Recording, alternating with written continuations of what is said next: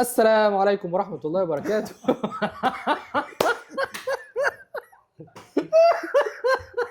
انت فيك. ايش يا عم سيك؟ ايش ايش ايه؟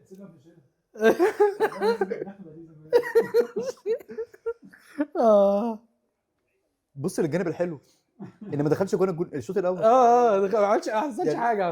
لا بس في كلام كتير فشخ قلناه، قعدنا نحكي ونعيد ونزيد. بقول له بص يا عم شيك الحته دي اصلا مش عارف ايه، وبص الحته دي اعمل فيها مش عارف ايه. النهارده يا جماعه هنعمل رياكشن معاكم لماتش مصر وانجولا. احنا قلنا نجرب الرياكشن كده في ماتش يكون الدنيا خفيفه والدنيا لذيذه، مطلوب مننا حاجات بسيطه ونشوف. بس مش هطلع اعمل لكم رياكشن لوحدي، فعلشان كده معانا النهارده الكابتن محمود بدران. مش هوصيكم لايك شير سبسكرايب تحت، هحط لكم اللينكات بتاعته في الديسكربشن تحت فروقوا عليه. معانا شيكا المونتير بتاعنا ومتسبب في احد الكوارث اللي هتفهموا ليه بعدين. يا جماعه الرياكشن بتاعنا بادئ من الشوط الثاني مش من الشوط الاول بسبب شيكا، بس ايا يكن احنا تمام. يعني واحده من مشاكل شوبير انه قصير، ففي الفاولات ده مش ألذ حاجه. اصلا لا، المسافه قريبه قوي، المسافه قريبه قوي. يعني كنت يطلع بره، يعني حتى مش يجي في الحيط حتى. دي هتيجي جول.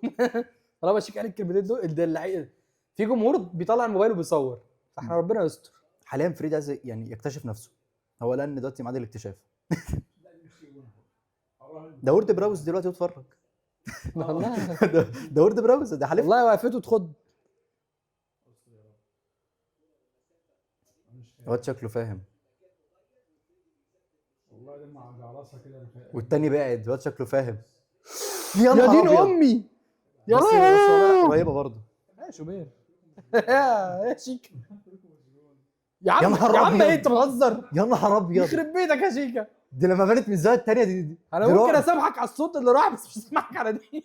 لا دي رعب دي. يا لهوي دي في الجون. ده شوبير سيبت مكانه ما هي اتحركش. في الجون. بس انا عايز اقول حاجه يا جدعان، في حاجه مهمه جدا اكتشفتها، ايه؟ ان انا اكتشفت ان احنا ما بنسجلش الصوت برضه، يعني ولا ما اكتشفت الشغل منطقي. يعني كنت هتكتشف بقى بعد الماتش خالص بالظبط، ولا حتى الشوط الثاني. اديله يلا. ليه يا ابراهيم عادل كده كده؟ وحشه بطأ فيها قوي. يا جماعه. ابراهيم عادل فتره الامارات مخليه كل قرارات وحشه، والبدني عنده واقع، والبدء عنده واقع يعني ما اعرفش رايح يعمل ايه. ما بيجريش خطوتين على بعض وبيقع. والفتحه مش حافظها. يا لهوي. العيال بتفنت حلو قوي يا نهار ابيض، يا نهار ابيض على الرعب. ولد يا شوبير يا جماعه شوبير معانا. بالراحه عليه. ما بقولوا له مرعب. والله العظيم مرعب، انا بشوفه بترعب، هو شكله مخيف فعلا، مهاجم يخوف، مهاجم مرعب. يا لهوي يا محمود صابر. ابص خطفها من بين الاثنين ازاي. ومحمود صابر برضو كان، اعتقد هو اللي كان بدايه.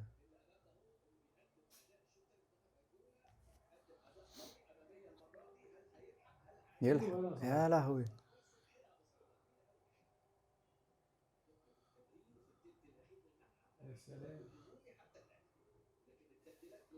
بس بدأنا نضغط هو الشوط الثاني، في ضغط على الاقل شويه. طلع مين نازل زيزو؟ محمود صابر. لا طلع محمود طلع محمود صابر. مين اللي كان في الدفاع دلوقتي اللي كان قاطع؟ اسماعيل. ياسر ابراهيم ده يا جدعان برضه. ايه ياسر ابراهيم نزل. فين 6 اهو تحت. استنى كده نشوف التبديلات، استنى ولا طلع مصطفى محمد وطلع محمود صابر وطلع محمود اسماعيل. خالد صبحي هو اللي كان عامل الكارثه من شويه. نزل بقى زيزو نزل مصطفى فتحي وزيزو وياسر ابراهيم. مصطفى فتحي يا مصطفى يا حبيبي يا مهند. حلو.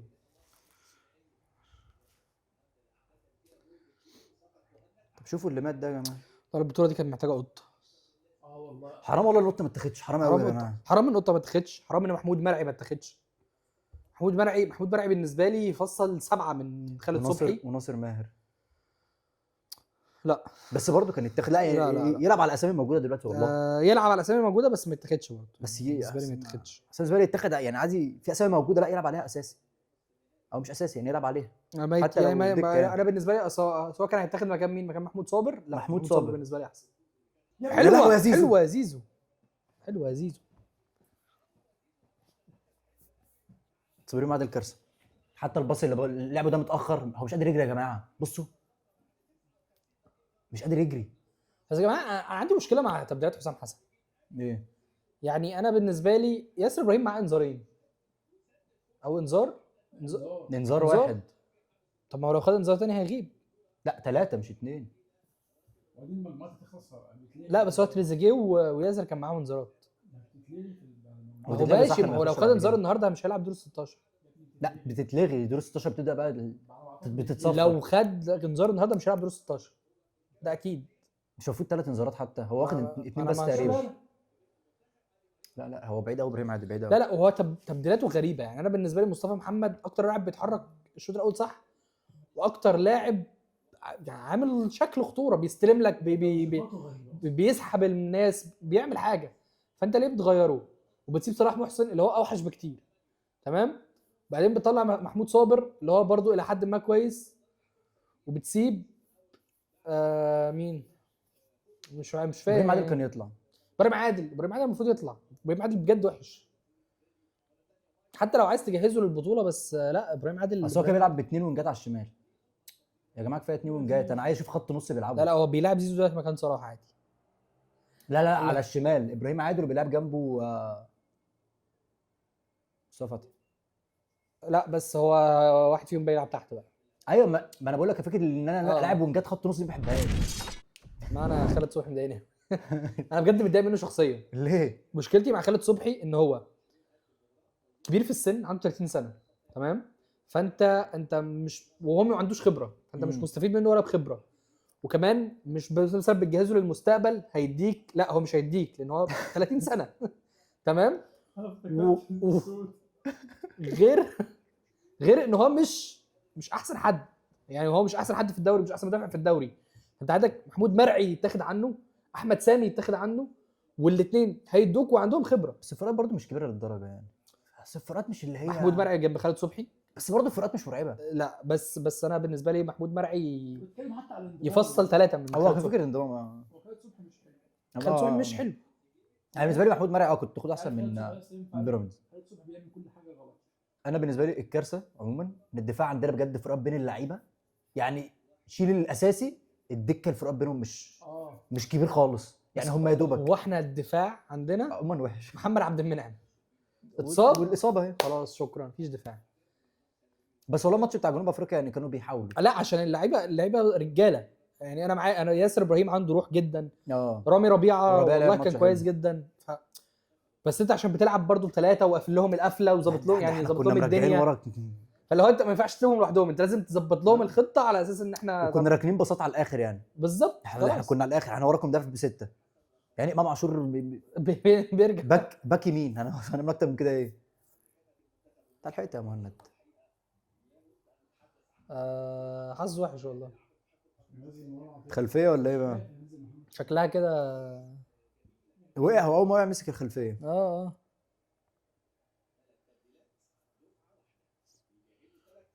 فهو ينزل محمد شحاته. ومين كمان اللي جنبه؟ بس ولا ده حد بيشرب بس؟ عندي كارثه، احنا مبدلين 4 والدقيقه 60. ما هو عشان دي اصابه فاضطر يبدل بقى. قصدي لا، ما هو الفكره انك ممكن يعني اي حاجه ربنا يستر. لو اي حد اتصاب اي حاجه، فاهم. مش فاهم اللي بيحصل في المنتخب عامه. والله انا بتكلم بجد يعني كفكره ماشي. حسام حسن مش فاهم اللي بيحصل. احنا بنكسب، هو بيجرب. احنا بنكسب. لا بس بصراحه احنا ماتش زيمبابوي، ماتش جنوب افريقيا احنا لعبناهم كويس جدا. ايوه جداً. ما بقول لك احنا بنلعب وبنكسب حلو. بس يعني مش عارف يعني، بحس ان احنا بنعك كتير قوي في خط النص. في اختيار العناصر. في اختيار العناصر بس علشان انت كده عندك فرقه اساسيه انت هتلعب بيها كده، فلازم هتحطهم في خط النص. بعد كده بقى انا ببتدي اجرب، فيمكن تحصل حاجه فاكتشف حد كان غايب عني. اصل بالنسبه لي الكارثه ان انت دقت بيك الحال ان انت بتلعب حتى يعني مش عارف يعني اصل انا بالنسبه لي الماتشات اللي كلها سي دي امات دي بالنسبه لي بتبقى مستفزه بعيد عن النهارده يعني. انا اول ماتش الاثنين سي دي ام هو اصلا اتلغت من زمان زي ما جو قال. انا ما بحبهاش. يا جماعه ما فيش دلوقتي فريق بيلعب بيها، ما فيش. بس احنا ما عندناش غيرها. يعني ما انت لو فكرت فيها انه بس لو فكرت في كل لعيبه الدوري يعني مش هيلعب في الدوري المصري او المصريين عامه، مش هتلاقي واحد فيهم متمني على القيمه غير امام عاشور. يا جماعه لا، احنا لو مسكنا الدوري المصري من اول السيزون، مين احسن لاعب خط نص من اول السيزون؟ لا غير مروان عطيه، لا خط نص عموما من هتلاقيهم إيه؟ كلهم محترفين. لا من اول السيزون، من اول ما الدوري هتلاقي بدا قطه. عمرو السولية. لا ثانيه بس لا بس لا لا قطة. في الدوري، انا بتكلم في الدوري، بس قطه فارد برضه، قطه فارد بتكلم جامد في أوي. الدوري. مين اللاعب اللي فعلا عامل اداء والناس كلها بتشيد بيه و عمرو السولية راح البطوله العربيه ما قدرش يجري هو الريتم. مش قادر في بطوله فانت عربيه بصراحة فاهم، خالص. احنا الدوري عندنا الدنيا صعبه، الدنيا صعبه قوي انك تشوف لاعب من الدوري بس، والله العظيم مش هتطلع حاجه. اللي مخليه جايب حمدي فتحي وهو مش قادر اول ماتش بدنيا، فعلا مش يا قادر. نهار ابيض. اللي مخليه جايب حمدي فتحي من الدوري القطري وهو بدنيا اول ماتش مش قادر، واقع وابتدى يظهر لما رجع لعب ليبرو في الماتش الثاني، كان برضو جاب فورمه شويه. وكانت حلوه إنه ما الليبرو، عندوش. وان موسيماني كمان لما بداها له اول بالظبط. خالص اول مره كانت جامده قوي هو معاه. حمدي جامد عموما. لا والليبرو كمان بتاعت موسيماني دي كانت جامده قوي. طب انت عارف والله في الماتش بتاع جنوب افريقيا لو كنا نزلنا مصطفى فتحي في الكام هجمه اللي كانت بتلعب قدام بن صلاح، والله لازم كان لا عمل مش حاجه. ما كانش عايز يهاجم هو خلاص. ما انا عارف. لا بس هو يعني انا بالنسبه لي بعيد عن دفاعيا، ما بتكلمش دفاعيا، هو كده دفاعيا امام عاشور كان نزوله صح. خد بالك بس برضو انا شايف ان مثلا مصطفى فتحي لو كان نزل في الكره بتاعت صلاح اللي لعبها امام عاشور كان على اليمين فوق، لو كان فيها مصطفى فتحي كان كلفت الواد. خد بالك برضو من حاجه، انت الماتش هو اللي مشي معاك، طريقه الماتش نفسها او مجريات الماتش هي اللي ودتك للي حصل. الدفاع انت اللي حصل اول ما هاني اتطرد خلاص بقى شكرا، انا ولا هجرب ولا هحاول، انا هو كان الصح ارجع دفاع. بقى يا باشا امن على النتيجه بتاعتك، اطلع 1-0 فكك بقى من حاجه ولا حاجه. انا جدا كنت مع القرار ان هو يطلع مرموش. انا كنت معاه جدا. انا كنت حاسس انه لا. يعني انا بالنسبه لي ما تضحيش بمرموش وتهلكه بدنيا تخليه يدافع ويهاجم، لا موت تريزيجيه مش فارقه. انا برضو لا، بتريزيجيه برضو بيدافع، بس انا بالنسبه لي وهو بصراحه اكيد فكر فيها، بس هو لو اي حد غير صلاح كان صلاح كان طلع. طبعا. بس انا فاهم انه طبعا انه طبيعي، مش طبيعي انك تطلع صلاح لانه من نص فرصه يعمل لك حاجه. لا بس في ماتش زي جنوب افريقيا ده هتطلعه عادي. لا بس انا اقول لك، هو نازل صلاح لسبب واحد بس يا جماعه، هو صلاح هو اللاعب الوحيد في المنتخب اللي بيعرف يلعب بظهره، اللي هيعرف يستلم الكره بظهره ويسقطها لاي حد من ناحيتين. مصطفى محمد لا مستحيل يكون زي صلاح. صلاح هو اللي دايما في ليفربول بيعملها بطريقه حلوه قوي وصممها. هو لا بس مصطفى محمد الماتش ده كان عملها حلوه قوي، عملها بس هو مشكلته ان اللي جنبيه ما ساعدوش. وكمان برضو مشكله مصطفى محمد حاجه، الكره اللي هيطلعها بعد كده من تحت رجله هو هيستلمها حلو، بس هيسقطها ازاي بعد كده؟ صلاح كان بيسقطها حلو قوي في الماتش ده، سقط 2 لتريزيجيه حلوين، وسقط واحده لامام عاشور، وسقط واحده مش عارف لمين. صلاح يا صلاح بالظبط. هو سبعه شاطر كده. مش محتاجين نبرر لصلاح، بس بالزبط. الفكره انه برضه بصراحه بفكر فيها والله، حسام حسن مظلوم. اصل هيعمل ايه؟ هو مزنوق زنقه وحشه قوي. وبرضه هو بالنسبه له مرموش، هل لو سبته ويدافع ويهاجم هيموته برضه.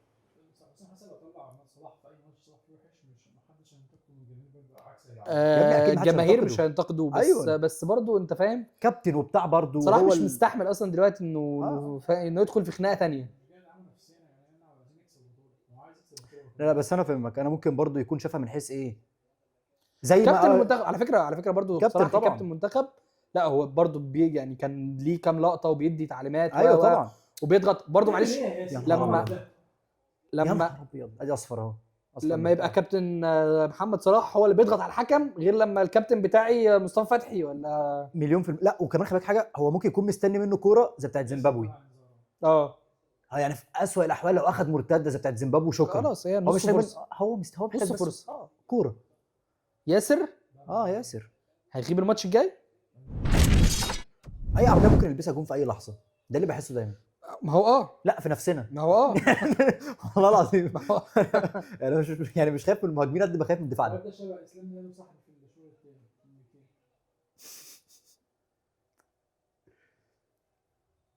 الجون عندهم لعيبه بيت كتير مش عارف ازاي. اللي هو الاسود ده مش وحش بس هو بيبقى جامد. طب ما ناخد تسجلوا الحاجات دي. شيكا الاسود.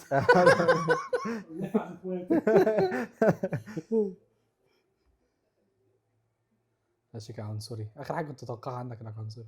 انا واثق دي لو كانت رجعت لاحمد عيد كان حاطها في نفسه. حاسس انا واثق. شوبير بقى، خد يا شوبير. ايه ده انت ما ينفعش تمسك. اطلع روح يلا بقى روح، هي والله هي لو طلعت معاك صح. قدام ابراهيم عادل. يلا يلا شحاته حلوه، العب تصرف من صح قدام ده اديله تاني. هيسقط. اه يا نهار ابيض حرام حرام صراحه محسن. يا صلاح. مش حتى يا زيزو شوف صلاح من صلاح يا اخي اهو. متسلل اصلا. اه والله حسيت، يا لهوي والله حسيت. روح يا ابراهيم يا خدها يلا يلا يا ابراهيم. يلا بقى ابراهيم حاجه من يلا الحاجات يلا بقى بتاعت اديله. زمان بقى. اديله يلا. لعيب يلا يا يلا. زيزو. يلا بقى يا ابني ليه من بدري. العب السهل يا حرام، زيزو. حرام العب حرام السهل يا زيزو. حرام. هي كانت في اولها على طول من على اول طول لمسه يا باشا انت. هو لمها صح بس يلا بقى ودي. هي ما كانتش تتلم دي، كان اول لمسه هو على من طول. اول لمسه الصراحه آه. بس حتى هو لمها خلاص تمام ويلا بقى ودي. وجايه له خفيفه وحلوه. ولا شيكا مين اول واحد توقع السودان دي؟ حد كان متوقعها؟ تصعد بس الاول. يعني يا رب. هيلعبوا الماتش الجاي في منتخب. بقول لك ايه، هم لو المجموعه دي ما فيهاش حد صعد والمجموعه الثانيه خلاص هم هيضمنوا. يعني هم لو دي ما فيش حد فيها صعد المجموعه دي خلاص بنسبه 90% السودان في هي انجولا نقطه واحده صح؟ عندهم 3. انجولا انجولا نقطه. نقطه صح؟ انجولا تعادلت نقطة. بس ماتش. دي مشكلتي بقى مع اللعيبه ان هي ما بتبصش تاني. يعني هو كان ممكن يسقط له تاني على الشمال، هو ما بصش بقى، مفيش اسكان. هو خلاص انت بصيت لي انسى بقى. شوف هتجري فين بقى ولا تربح فين مش فارقه. شحاته حلو والله. شحاته حلو بيتحرك كتير و شحاته حتى مع الزمالك حلو قوي. والله تلعب اساس عليها لا شيء. لا بس اي حد في اللعبه دي كلها. ده بص لا يا زيزو لا تعيش بقى. يا رب يشوط. ولا حلوه حلوه حلوه يا حمدي.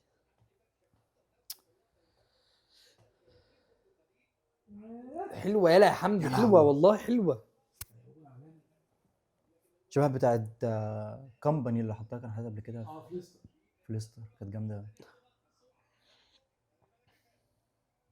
والحمد لله الحمد لله تعادل مرضي بالنسبه لي. انا تمام برضه. انا تمام يعني احنا بنلعب بدكه ودكه وحشه قوي ما عنديش اي مشاكل آه. وطالعين بالنسبة لي متعادلين التعادل رضا والدنيا لذيذه. وخلينا منتخب السودان بنسبه كبيره هيتاهل. اخواتنا في فيصل تحيات. انا مرضي. التعادل بالنسبه لي حلو. انا مرضي اصل ما فيش حاجه تطلع بيها من الماتش ده غير بجد تعادل. انا مرضي ما عنديش اي مشاكل خالص. بالذات الحمد ان حصل لله. علينا فرص كتيره. الشوط الاول بالذات حصل علينا كام فرصه. فانا حاسس بالنسبه لي التعادل لا وشوبير شال آه. كوره كده وشال 2 يعني فالدنيا لذيذه الحمد لله. وحركنا اللعيبه بتوعنا. حلو يعني كويس قوي بتلاعب الدكه يفهموا شويه. اي نعم دخلناهم جوه البطوله. حتى لو ما طلعناش باي حاجه مفيده خالص. انا ما استفدتش باي حاجه النهارده غير ان مصطفى محمد ما يقعدش حتى لو ايه في دماغك. مصطفى محمد مفيد فشخ. مصطفى محمد ما ينفعش يقعد. بس انا تمام الحمد لله مرضي. الدنيا لذيذه الدنيا حلوه خلاص. انا كمان بالنسبه لي الماتش النهارده يعني حلو. على الاقل لو لا قدر الله حصل اي اصابه تبقى ضامن ان انت عندك لعيب بيك اب. مش عارف مين ممكن تنزله بصراحه يعني. بس اللعيبه جاهزه. بس ماشي بس اللعيبه جاهزين. بالظبط. ابراهيم عادل هو اللي ممكن شويه بس محتاج بدني. ابراهيم عادل اللي عندي مشكلتي معاه انه قراراته غلط. انا مش فاهم ليه. ان هم يعني تحسه بياخد سبرنت الثاني لما بيعمل باص بعد السبرنت الثاني خلاص هو مش قادر يعمله صح. الواد فريدي ده عنده كام سنه؟ مش عارف بس سنه مش صغير. مش صغير صح؟ والله العظيم الواد ده حتى يا جماعه حتى لو يا عم حتى لو 29 والله يجي عندنا يلعب مرتاح. ده والله يجي يلعب مرتاح فشخ يعني. المشكله انت هتلاقي اسعارهم مش ضربه يعني. يا باشا ده في دوري درجه ثانيه في تركيا. انت لو اديتهم $100 ووجبه هيديهولك 35 يا لهوي. وعامل كده في نص ملعبنا. وكان محنكش كده احنا 35 سنه خلاص بيبقى اعتزل. بيبقى اعتزل. احنا عندنا ال 35 سنه بيلعب على كرسي. عشان بيلعب على كرسي وبيصلي على كرسي عشان مجهود وادي كمان خلاص كده جنوب افريقيا صعدت. واحنا كمان صعدنا. انا المجموعه على الهادي خالص. حلو قوي. اللذيذ منه وفي الخفيف منه. احنا مرضيين. انا مرضي الحمد لله. انا تمام. شيكا مرضي. التعادل بالنسبه لنا يعني كان شيكا لازم يبقى مرضي. شيكا ما ينفعش ما يبقاش مرضي. شيكا ما ينفعش ما يبقاش مرضي. ما ينفعش حاجه غير مرضي. حاجه. ما توقعاتك ايه اللي جاي؟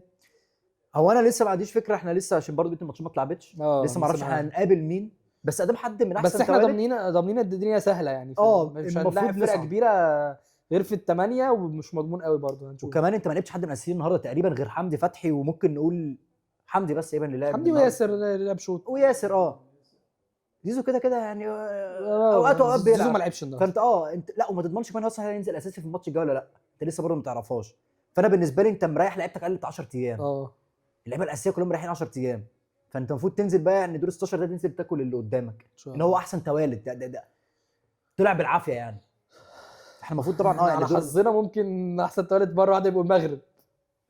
يعني انت ما تقدرش. طب اقول لك حاجه، حتى برضه لو المغرب بالمستوى ده انت المفروض تكسبها الصراحه والله بجد، يعني ايا كان مين اللي قدامك يعني، محترم كل المنتخبات. بص، الفريق اللي عايز ياخد البطوله ما بيركزش في الاسماء اللي معاه، بالذات ان الجامدين صعدوا، يعني يعني نيجيريا جامده قوي صعد، مش عارف مين جامد قوي صعد، السنغال الجزائر راحت خلاص الدنيا مريحه. فانت المفروض بيبقى لك بجد المنتخبات هو اللي احسن فرقتين ظهروا في البطوله لغايه دلوقتي الجزائر ونيجيريا مرعبة. والسنغال والكونجو. والسنغال والكونجو ان شاء الله ربنا يبعدهم عن طريقنا يا رب يعني. خالص. وكوت ديفوار برضه بنت اللذينه. كوت ديفوار بس برضه مش يعني مش اقوى من الجزائر، ومش اقوى من مش اقوى طبعا، والجزائر مش قويه والله، بس يرخم عليك، انا كوت ديفوار يرخم عليك. يرخم عليك. فانا اتمنى يعني انا مش عارف هل هم في سكتنا ولا لا، هل اصلا يكونوا في سكتنا، بس اتمنى في 3 منتخبات كده ما يقابلونيش غير في النهائي، يعني لو قابلت حد يعني في النهائي. اتمنى ان شاء الله. انت ايه توقعاتك لدور 16؟ والله مش عايز اتوقع ما بحبش التوقعات، بس ان شاء الله يعني خير، المفروض صعود بقى، وخلاص صعود هو ان شاء المفروض الله. يعني ده الطبيعي ان شاء الله باذن الله. سنه. نسال عن ميسيو شيكا، توقعاتك ايه لدور 16؟ ان شاء الله مصر تاخد البطوله. اصلا ده صعد ربع نهائي خلاص يعني متوقع يا يعني. جماعه شيكا ما كانش متفائل في اول في اول البطوله، وانا خليته يتفائل، فربنا يستر. ويوسف وعدني ان هو يعزمني لو مصر خدت البطوله. انا ما وعدتوش، بس عشان خاطركم حاضر. هيعزمني على اي حاجه اختارها، وانا صراحه لا وصلت الحلقه دي هنعزم الحلقه لا الجايه، وصلت الحلقه دي انا هعزم شيكا. هنعزم الحلقه الجايه. يا جماعه ان شاء الله نشوفكم في دور ال 16. حطوا لنا توقعاتكم في الكومنتس، تنسوش تعملوا شير ولايك وسبسكرايب، تنسوش تعملوا سبسكرايب لمحمود، لازم جدا والله يا جماعه، الكونتنت بتاعه حلو قوي وهتتبسطوا. اتبسطت الصراحه ومدريدي زيي ف تزورونا في رياكشنات قادمه. يعني ما برضو اي حد يا جماعه يخش من على الرياكشن هنا طبعا لازم سبسكرايب والله ندلع الناس. اعملوا شير ولايك وسبسكرايب للحلقه. استنونا ان شاء الله في رياكشنات قادمه وفي حلقات قادمه من ميري وملكي في افريقيا. سلام.